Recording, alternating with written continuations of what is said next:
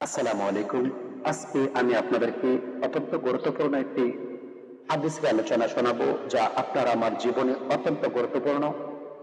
এই হাদিসটি আমি 3টি কিতাবের রেফারেন্স থেকে বলতেছি। তিরমিজি শরীফের 2891 নম্বর হাদিস, মিশকাত শরীফের 2153 নম্বর হাদিস এবং আবু দাউদ শরীফের 1400 নম্বর হাদিস। তিনজন রাবীর মাধ্যমে আমি হাদিসটি আপনাদেরকে শোনাবো। হযরতে আবু হুরায়রা রাদিয়াল্লাহু তাআলা আনহু থেকে বর্ণিত, তিনি বলেন, রাসূল পাক সাল্লাল্লাহু তাআলা আলাইহি ওয়াসাল্লাম বলেছেন, পবিত্র কালামুল্লাহ শরীফের মধ্যে এমন একটি সূরা আছে, 30 আয়াত বিশিষ্ট একটি সূরা আছে। যে ব্যক্তি এই সূরা তেলাওয়াত করবে, পাঠ করবে, এই সূরার সাথে ভালোবাসার সম্পর্ক স্থাপন করবে, আল্লাহ পাক রব্বুল আলামিন এই ব্যক্তিকে এই সূরার সাথে মহব্বত রাখার কারণে আল্লাহ পাক রব্বুল আলামিন তাকে জাহান্নাম থেকে বের করে জান্নাত দান করবেন। সুবহানাল্লাহ, সুবহানাল্লাহ, সুবহানাল্লাহ। হযরত আব্দুল্লাহ ইবনে আব্বাস রাদিয়াল্লাহু তাআলা আনহু থেকে বর্ণিত, তিনি বলেন, এক ব্যক্তি, নবীজির এক সাহাবী, উনি একটি কবরের উপরে ভুলবশত কবরের উপরে উনি তাবু খাটিয়ে ওখানে অবস্থান করলেন। হঠাৎ করে উনি কবর থেকে সূরা আল মুলক অর্থাৎ তাবারাকাল্লাযী এই আয়াতে কারিমা পাঠ করতে শুনি। যখনই এই সূরা পাঠ করা শেষ হয়েছে, উনি দৌড়ে রাসূল পাক সাল্লাল্লাহু তাআলা আলাইহি সাল্লামের দরবারে আসছে।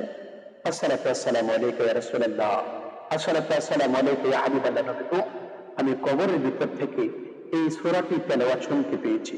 রাসূল পাক সাল্লাল্লাহু তাআলা আলাইহি সাল্লাম, ইমামুল আম্বিয়া রাসূল পাক সাল্লাল্লাহু তাআলা আলাইহি সাল্লাম বললেন, এই সূরাটি হচ্ছে প্রতিষেধক, কবরের প্রতিষেধক সূরা।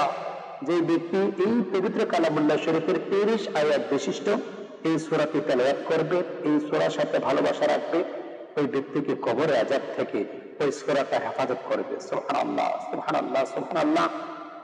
হযরত আব্দুল্লাহ ইবনে মাসউদ রাদিয়াল্লাহু তাআলা আনহু থেকেও এই হাদিসটি বর্ণনা করা হয়েছে। এই হাদিসটি সহিহ হাদিস।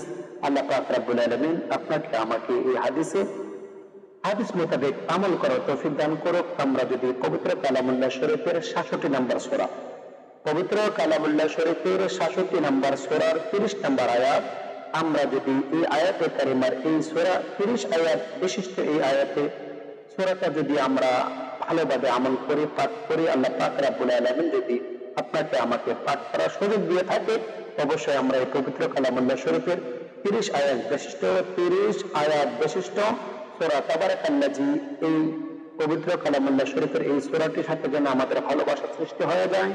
এই সূরার সাথে যদি আপনার ভালোবাসা সৃষ্টি হয়, এই সূরাটি আপনাকে কবরের আযাব থেকে হেফাজত করবে না।